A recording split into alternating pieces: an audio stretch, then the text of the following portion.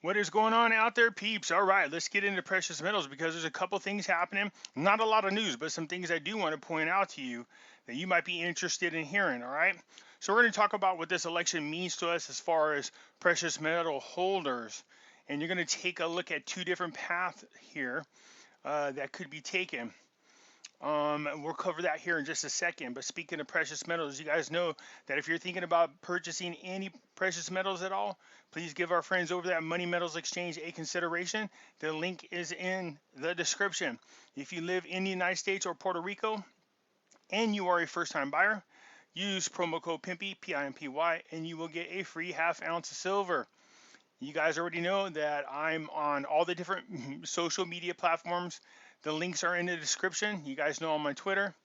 And I'm also over here on LBRY. I do still have YouTube, but YouTube has demonetized me. But nonetheless, this is like YouTube, except for they don't censor me and they don't remove my videos. So I like that. Again, the links are in the description. Come on over there and join me on all my platforms. Just in case I get kicked off, you guys will know where to find me in the other areas. All right. So what's going on with gold and silver? Well, silver is back up to 24.76, and then all of a sudden this weekend they weren't moving. I thought I'd seen a move earlier, but this is very interesting. Let me see if I refresh it, because usually they'll just go up and down over the weekend, but sometimes when the market stops until futures come out like this, markets close, they won't change, which is unusual. So nonetheless, here they are. They're still there. So gold's at 1888 and silver's at 2476. Also looking at Bitcoin 15,906 and Ethereum is 446. I'm noticing a pattern when it comes to Bitcoin, Ethereum, along with gold and silver. That's what I said one time in a video. I said, look, Bitcoin is like the gold of the cryptocurrencies, and think of Ethereum as the silver. Okay, but here's what I'm noticing. When cryptocurrencies start to take off, and they've attempted a couple of times, but so has gold and silver, something comes along and all of a sudden smacks them back down. There's all kinds of different names for them they have, but nonetheless, smash is another word that's a term. Or you'll see a dip. It'll drop like $100 quickly, and then it'll stay back down. This is done on purpose. That's because if these things are starting to take off, people get the impression that something is happening or something is wrong in the market. These are considered safe havens. So when they go up, the impression is that the market must be getting ready to go down. So nonetheless, there has been 5 times. Here's James Turk. He's on Twitter. Go ahead and follow him. Look at this. It said today. That's on November the 9th. Today was another win for the central planners in their ongoing war against gold. They've chalked up 5 in a row. Each break of a downtrend line was stopped to put gold back into support. So again, every time gold starts to make the appearance like it's going to take off, you'll see serious attempts by the powers that be to manipulate the price to bring it back down. That's because these people are still not done crashing the market. They're artificially pumping up the market, and the bankers are still getting rich. And how are they doing that? Well, by using the algorithms. See, this is why you don't have humans in there. This is why I think they got algorithms. They got computer systems handling buys and sells on Wall Street. And that is when gold and silver starts to take off, there's a couple of tricks they use. They'll do something like, you know, sell a ton of short contracts. So for you who don't know what that means, short and long, somebody's asking me. So when you invest in something to go long, you think that particular item that you're invested in is going to continue to go up in value. Short is the opposite. Okay, so that means you think it's not going to grow, or as a matter of fact, it's going to go down. And to me, they're just tools of manipulating the market is all it is. So there is a war going on between people who are buying into shorts and buying into longs, we've noticed, but it's causing gold and silver to kind of run horizontal. There's not a lot going on, but again, they can't continue to do that for much longer. In order to keep gold from running away this time, they literally had to sell a record number of shorts. I think it was like 15,000. It's never been done that high before. It's a ridiculous amount. Okay, so having said that, and look, this thing I told you, it's a time bomb ready to blow up. I don't know how much longer they're going to continue to manipulate the prices, but they will continue to artificially pump the market. So what happens is the algorithms will pick up on gold and silver selling. They might have what's called a sell point. So when it reaches a certain level, the computer programs, uh, set up to start selling gold real quick on the market, and then or invest your money into higher risk things, giving it the impression that, hey, we're going to dump precious metals because we think the economy is going to do really good, and these other stocks are good. Now keep in mind, these are computers telling people to do this. Because of that, people will go into the riskier stocks. You'll see it stay green for a little while. It's all artificially pumped. But this is what I think is happening. They let the stocks go down, precious metals go down. They cause the cryptocurrencies to go down. Then they buy them low. Then they turn around, let the prices jack up, and then they sell. Then it goes down. Then they buy. That's all they're doing is just, again, trying to shake speculators, but also making money as they go along. The bankers are going to try to make as much money as possible before this crash comes.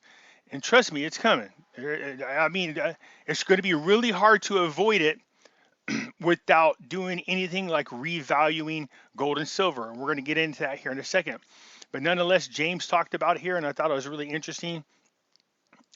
Just wanted to point this out.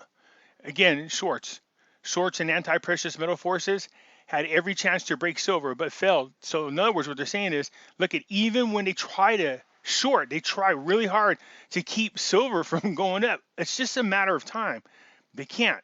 It's not happening. Look at it. Try to force had every chance to break silver. They haven't broke it. It's not going to happen. With good support in the market. So what's happening is gold and silver. Remember, I told you guys this. I keep laughing. I go, look, they will do something. The price will drop. But then all of a sudden, it doesn't stay down very long. Like the next day or day after that, it starts going up again. That means these precious metals are being supported at this level. That means there's a lot of investors into it. Okay? That's a great sign, you guys. So you can only imagine where this sucker is going to go when it takes off. It's going to take off. Over here, look at this. Both gold and silver are bouncing from support. We will get some upside following through next week. Their first target of climbing, of course, is at 1900. And the next end is 1920 through 1940 areas for gold. Silver will need a hurdle, $26. We're all expecting a huge uptrend between now and the end of the year. Not like a small one, but a huge one. Okay, so we'll keep an eye on that. I do like listening. I like James Turk's graphs, by the way. Okay, so there's a couple things I want to show you about. I told you this is going to happen. The issue that I have with cryptocurrencies, there's a lot of concerns about it. I think cryptocurrencies are being used to sucker people into accepting the whole digital currency thing that this great reset wants to force on us. All right. But I keep looking for reasons for them to want to tear it down. And I found a couple. Ray Davios, or not Ray, James Sheck came out and said that he absolutely knows that these governments around the world are going to kill Bitcoin. They can't allow anything to compete with what the Great Reset has. Remember, the Great Reset, its sole purpose is to keep you from gaining wealth. They don't want you to have it. All right. And if Biden is the eventual winner, and calm down, I'm not saying he is, but if he is, he's pushing us into the Great Reset. So you could kiss cryptocurrencies goodbye. It'll be there for a little while, but they'll make every excuse in the world to tear it apart. Let us already. So they're already complaining about their own digital currency. U.S. Representative rips OCC Brooks for excessive focus on cryptos. Why wouldn't he? You know what I mean? Several U.S. lawmakers are displeased with the Office of Comptroller of the currency and its focus on cryptos and fintech during the pandemic-caused recession.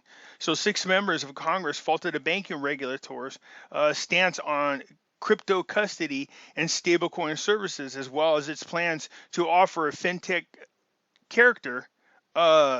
Fintech charter in a sharply worded letter Tuesday that questioned whether acting controller Brian Brooks had his priorities straight during the Rona.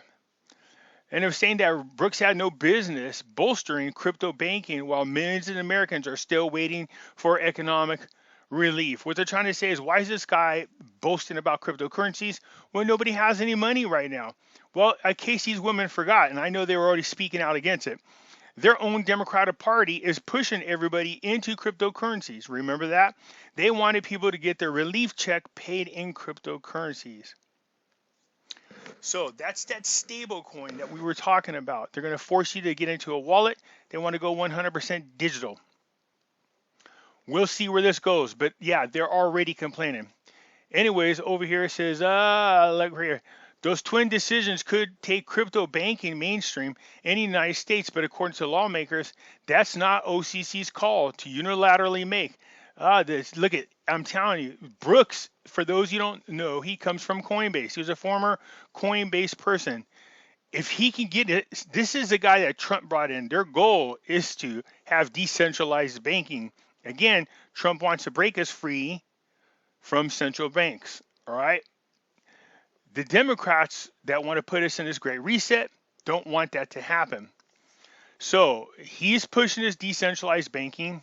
We're keeping an eye on it. The Democrats are fighting against it. We'll see what happens. But make no doubt about it, if the right people get into office, you guys, as much as those of you out there who love cryptocurrencies, I wouldn't stay in them too long. It's just my opinion. Because I'm anticipating that so 6 months in June, I think it is, when the World Economic Forum usually meets in January, but they postponed it for 6 months. I think they're waiting to see what's going to happen this election, whether or not they're going to be able to launch successfully the Great Reset. If they do, and Biden's in office, I would get out of cryptocurrencies pretty quick. All right. I just don't trust what they want to do and where they're heading. They want all central banks to create their own cryptocurrency dollar, a stable coin. All right. They're not going to allow anything to compete with that. I'm just sharing that as my opinion. Now let's go into the other. Oh yeah. Also, Biden, again, take the politics out of it. A Biden win for us. I know this is platinum, but silver. Think silver. A Biden win would be great for silver holders. Remember, he's trying to push that Green New Deal crap on all of us. All right, as well as so is the Great Reset. Silver is already scarce. For those of you who don't know, silver is needed to put in the solar panels. So with Biden in office, it could drive silver value up really super high. Having said that, I don't trust Biden enough. And I absolutely believe that if this happens, he'll go ahead and implement laws and making it illegal for citizens to have. I expect that to kind of happen around the world, to be honest with you. Or they'll find a way to get it away from you one way or another, because they're going to need it for all their green energy deals. That's how they make solar panels, is with silver. So if there starts to become too scarce and they're trying to push this whole green deal on us, and they want us to have these solar panel, they're going to need the silver. And if they don't have enough of it, they will come and accommodate it from you. I could see Biden putting in confiscation into law. I would not put it past him. All right. So just a thought. Okay. Now, having said that, I personally believe Trump's going to win. As a matter of fact, they're moving forward as though they got this second term. There's a lot of confidence in that. And I wasn't sure why. I was feeling pissy about everything that's going on. And then I've been listening to Sidney Powell, and she said, look, what we have is going to be undeniable, undisputable proof that this election was rigged. Now, if that's the case, that's great. If she could prove the election was rigged. So if we turn around and have a quick second election that's really monitored with no computers, Trump will win easily. Most likely what's going to happen is these votes will be disqualified. If they could prove that enough states were involved, they're going to be disqualified. And then it's going to be the House will be voting on who the president's going to be. Luckily for Trump, that is going to be overwhelmingly in the favor of Republicans. And so most likely they'll put him back into office. And another reason why I believe that is the FEC. So there's Trump and Mitch McConnell are rushing in 3 new nominees this next week coming up for FEC. So that's, but that's not the biggie part. Something happened after this election. Something very interesting. Take a looky here. Controversial Trump nominee Judy Sheldon to pass Senate next week. Guess who's going to the Federal Reserve? Is somebody expecting to get to the gold standard here real quick? Is it possible that this could be implemented before Trump's out of office in case he does? We'll see.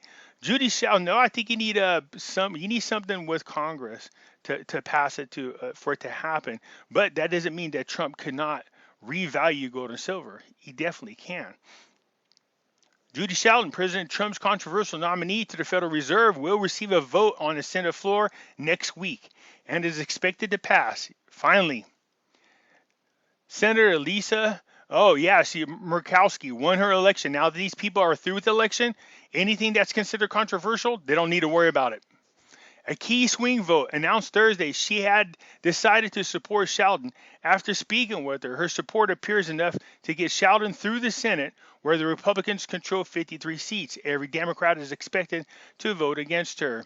So this is good. Murkowski said, I had an opportunity to talk with Judy Sheldon, and I'm going to be supporting her.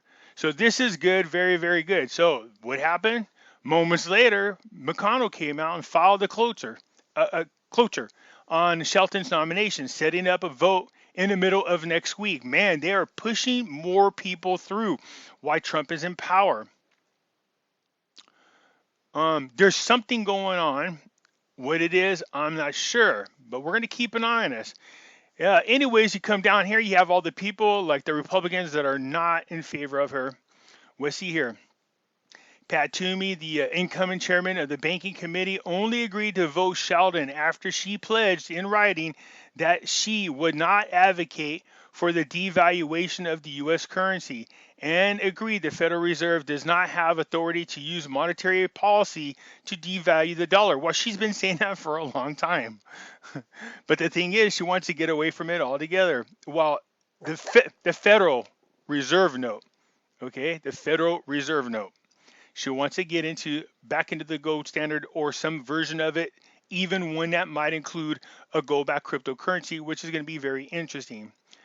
She also told Toomey in writing that it would be inappropriate for the Federal Reserve to react directly to the foreign exchange behaviors of other countries. Remember I told you they had the ability to interfere with the foreign exchange rates in other countries?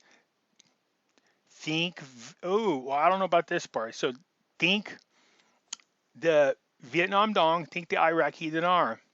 So, yeah, I'm curious how that's going to affect those two currencies as well. The two other Republicans, of course, Shelby and Kennedy, expressed reluctance about voting for Sheldon, but eventually came around. And, of course, Larry Kudlow was Sheldon's biggest champion. But we have two Republicans, and can you guess who they are? Susan Collins and Mitt Romney. Mittens, yep. He's not going to vote for her. He is a Rhino Republic. And for those who don't know what a Rhino Republic is, that means he's actually a Democrat who acts like who calls himself a Republican. He's not. He sides with the Democrats more often than not. That's why you got to make sure to vote him out of office, with which I believe a lot of these Rhino Republicans and these career Democrats, especially in California with this rigged system, I think what you're going to see is once this all comes out about the voting, no matter which way it lands, there definitely is going to be some major changes. We'll see what happens. But under Biden, that might not happen. Anyway, so she's just saying that Susan Collins is saying that she doesn't like her policies and she talks about the reserve. She said in her past statement, Ms. Sheldon has openly called for the Federal Reserve to be less independent of political branches and has even questioned the need for a central bank. See that right there?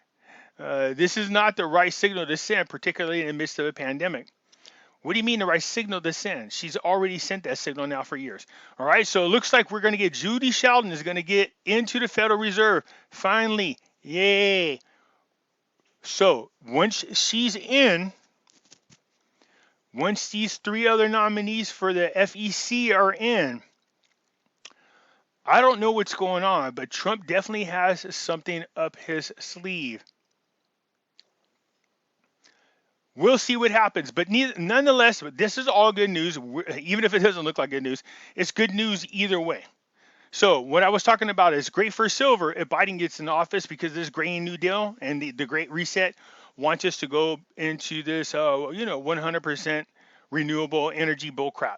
And that's going to cause silver to skyrocket. As a matter of fact, I wouldn't be surprised if silver eventually passed gold. And I was saying it was going to do it anyways within 10 years. Look, it might be done quicker than that if Biden's in office. Not that I want Biden in office. If Trump remains in office, then it's obvious what his goal is. We're going to go back to a form of the gold standard. He's going to do away with the Federal Reserve. I still think he has a plan up his sleeve to end central banks everywhere. We'll see what happens. But I just want to share this update with you when it comes to precious metals and cryptocurrencies. Let's see where they take us. All right, that's it for now. Let me know what you guys think about Judy Sheldon getting in there, huh? Finally, and what that means for us gold and silver bugs. All right, and if you're not a subscriber, please hit the subscription button, because when you do, it helps out the channel, and I surely do appreciate it, and I'll catch you later.